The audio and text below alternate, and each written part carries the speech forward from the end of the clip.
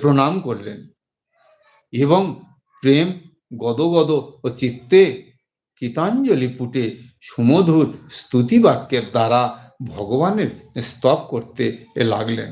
কর্দম মুনি যখন ভগবানকে এই রূপে দর্শন করলেন, তখন তিনি ভুলণ্ঠিত হয়ে অর্থাৎ মাটিতে শুয়ে পড়ে লম্বা হয়ে তাকে প্রণাম করলেন এবং তারপরে খুব আনন্দ পেলেন যে আমার সাধনা সফল হয়েছে, আমার মনস্কামনা পূর্ণ হলো।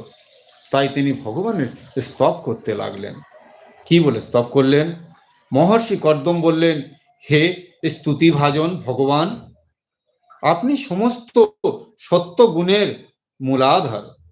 যোগীগণ উত্তরোত্তর শুভ যোনি লাভ করে পরিশেষে যোগ যুক্ত হয়ে আপনার দর্শনাভিলাষী হন। আজ আপনার দর্শন লাভ করে আমার